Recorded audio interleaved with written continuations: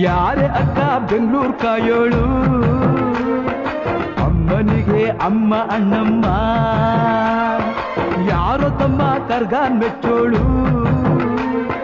ಮಲ್ಲಿಗೆಯ ಮುಡಿಯೋ ಅಣ್ಣಮ್ಮ ಬರುತ್ತೀನೆಂದರೆ ಇಲ್ಲಿಗೆ ಬರೋ ತನಕ ಮೌನಿ ಕೊಡುತ್ತೀನೆಂದರೆ ಹರಕೆ ಕೊಡೋ ತನಕ ಕೋಪಿ ಆಡಿದ ಮಾತನ್ ಮೀದಿರೋ ಭಕ್ತರ ಇವಳಿಗೆ ಇಷ್ಟ ಇಷ್ಟ ಬೆಂಗಳೂರು